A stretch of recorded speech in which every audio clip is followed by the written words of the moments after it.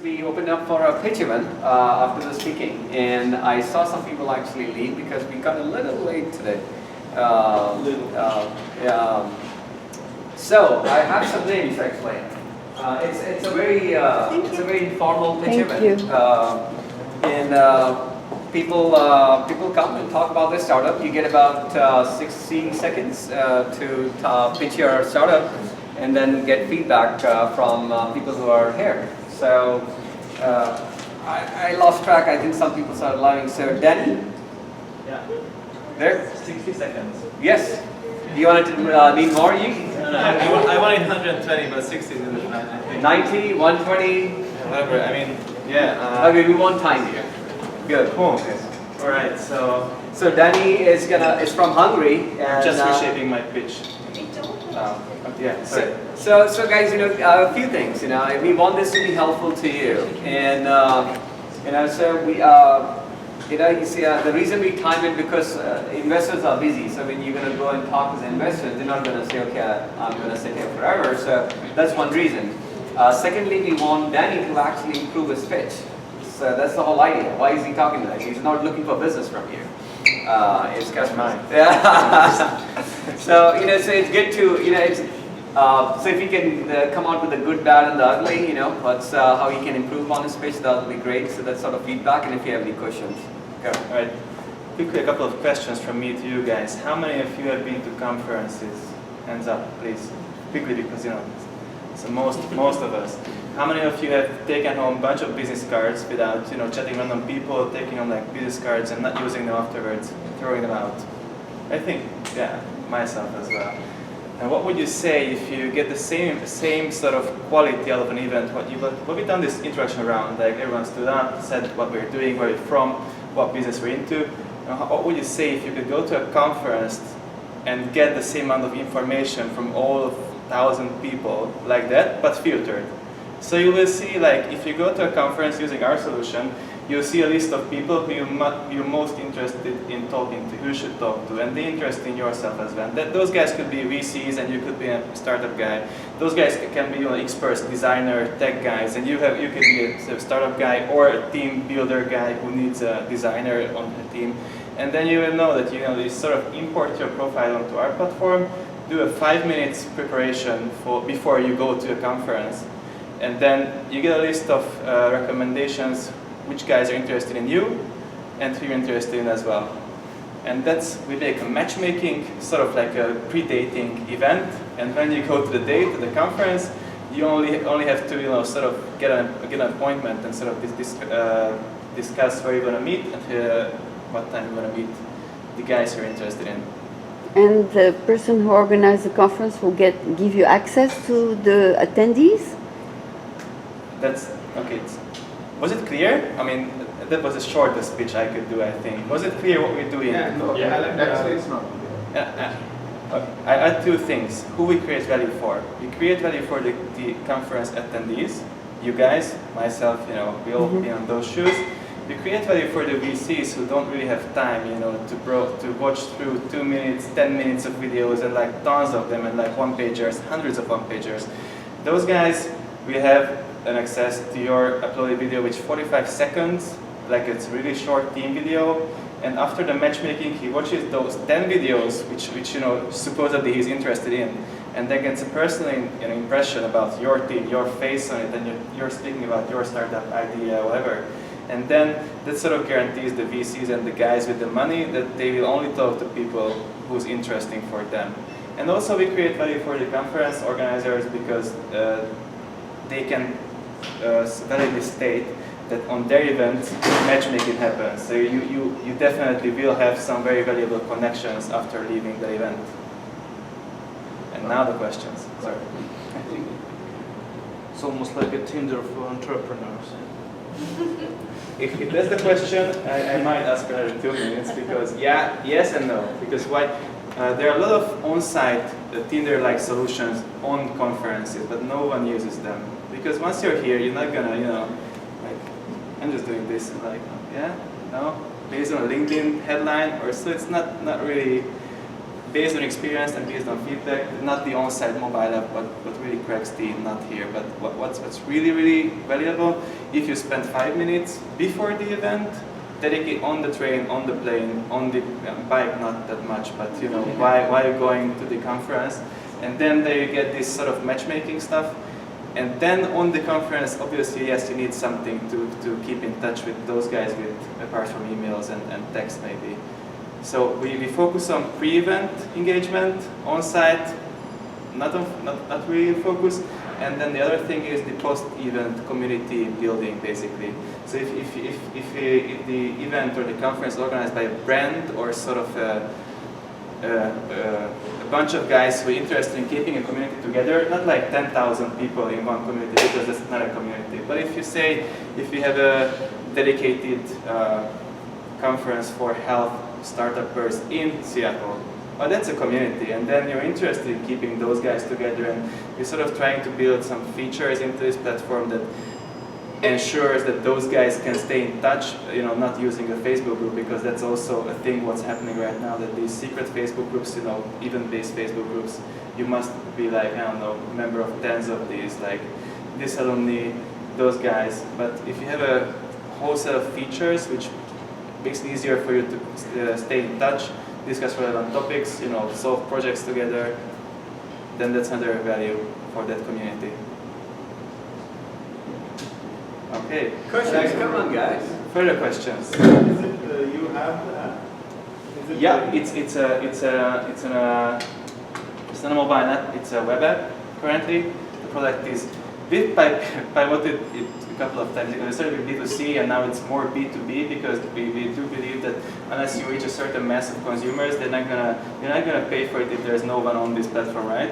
So what we're trying to do is put it as an add-on to a conference. So you can basically, you're not going to pay for it, the conference organizer might pay for it, and the VCs whose time is really precious, sort of, that they might be able to pay for it as well, because basically we create value for them. And once we reach a critical mass of, you know, if there's 100, if we compete with AngelList, maybe then at that point we can charge for some extra features, but that's, you know, very far down the line. So yeah, well, we have the web app, yeah. The new release. The new release is gonna come up next week. What's the website address? What's the Yeah. Can I use the If there's some space, yeah.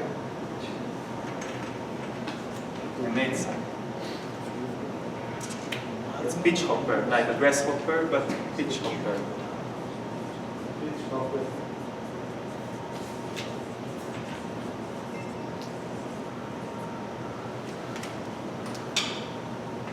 What are the growth channels which are working for you right now? But What are the growth channels you are exploring right now?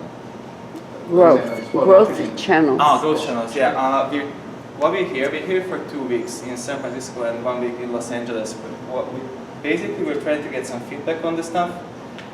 And the second one, to answer your question, is we try to connect with conference organizer companies, you know, groups who do deal with not like 50 people, but like 200 and over that. And then if you could manage to do some partnership with those guys, then basically whoever registers to their conference will have a chance, or will be obliged to sort of get onto our platform as well, and that sort of start to accumulate the user base. And from then on, it's going to be, we hope it's going to be self-accumulating. We tried digital marketing, doesn't work. Don't ever try that.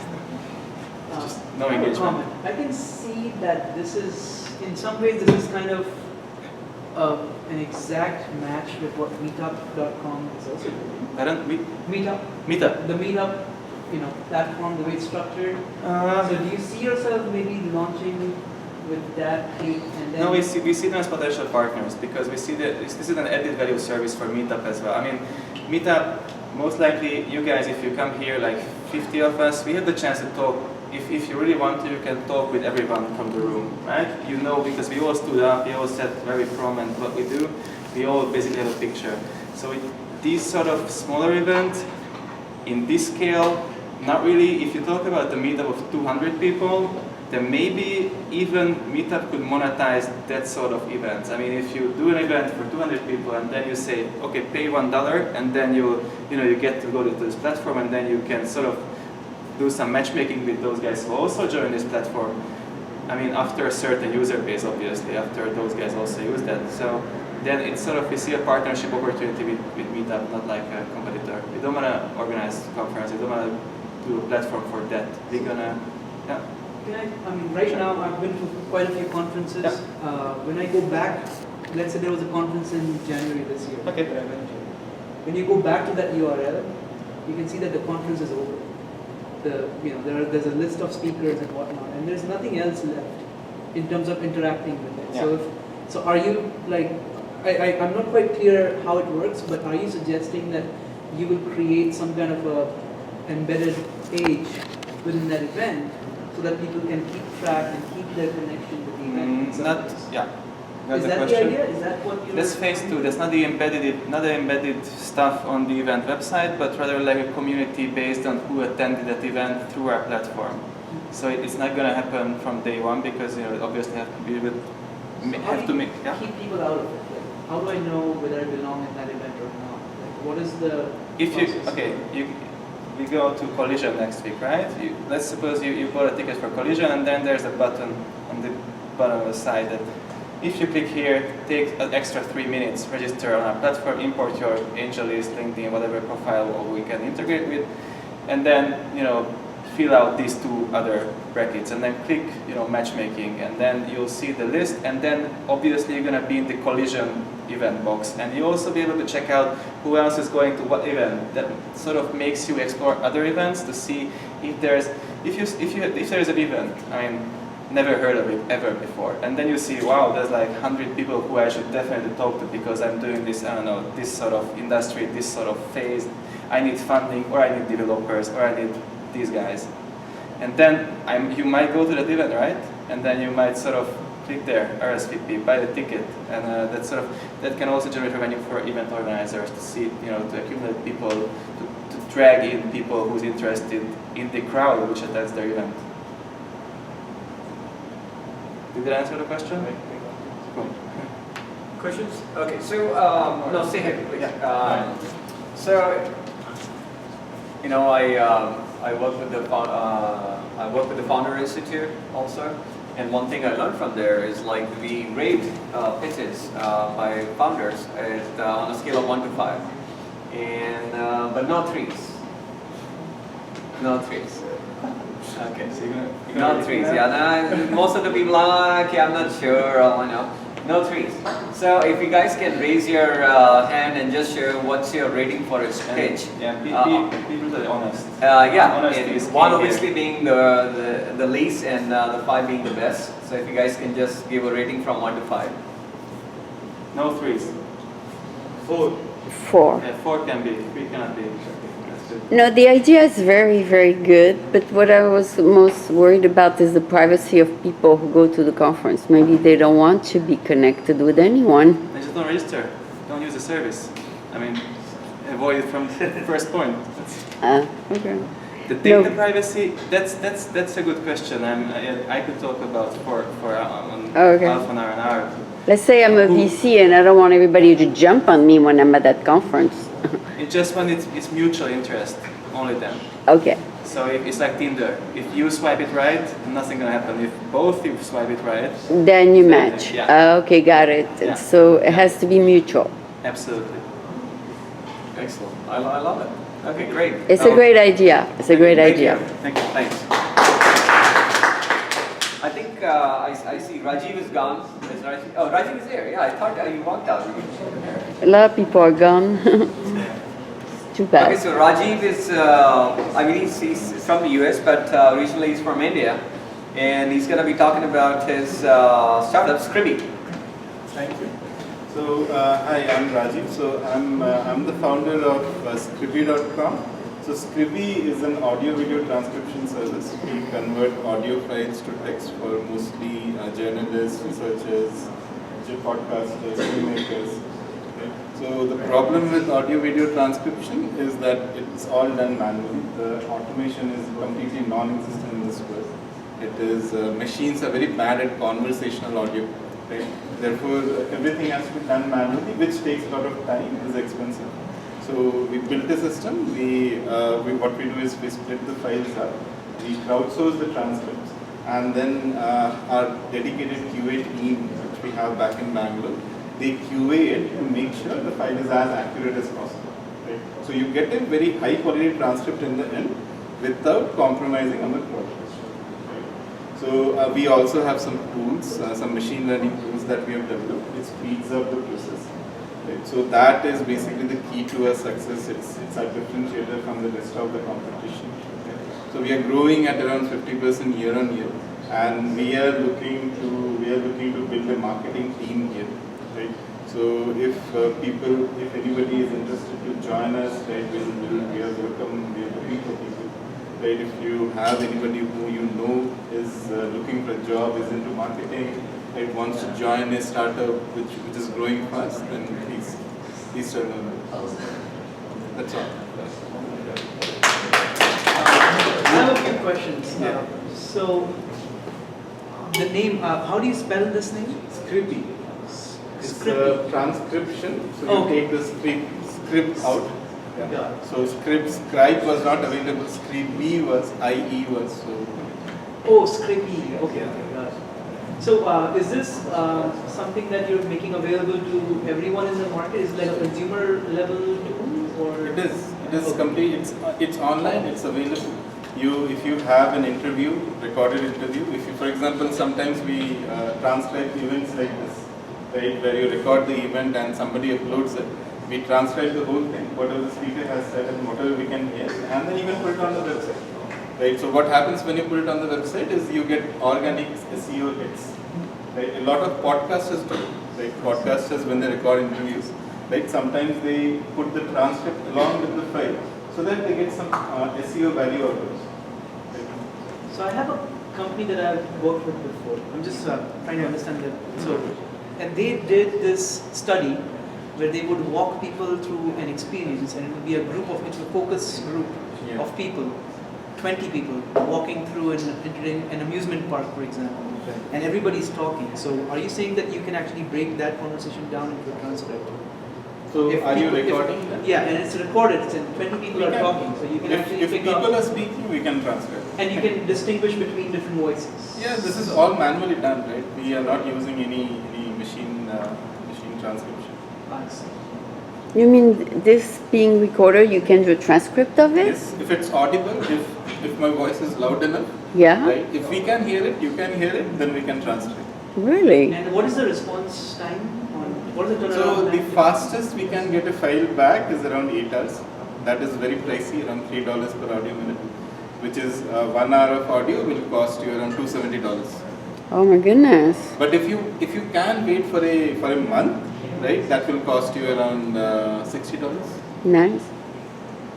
Around actually 45. For a month it's $45. So 1 hour of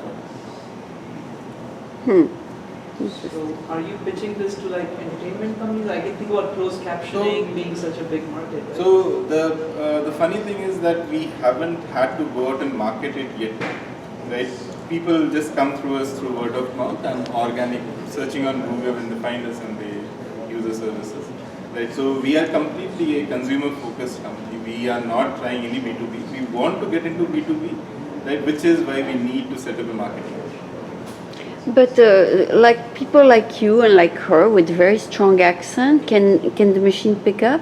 So it's not machine at all. It's all humans. Oh, humans. Okay, okay. Okay, I thought there was a machine. No, there's no machine. Not yet. There will be one day, right?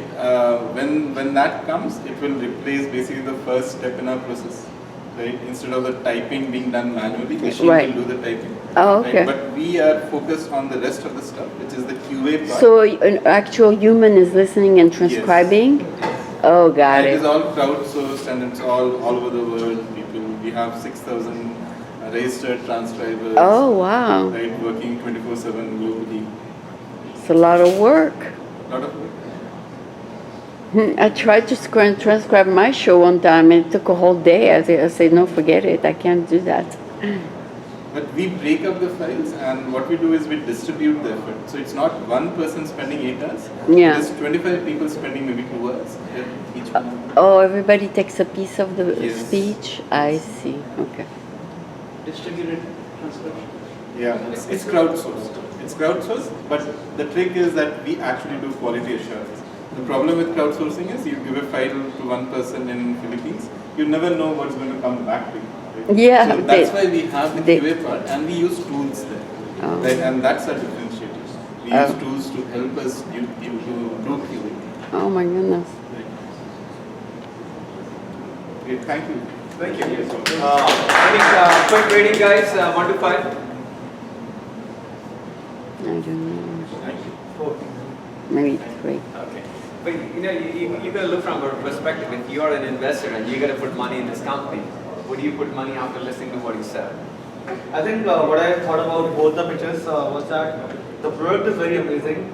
I think you need to pitch it in a much better way.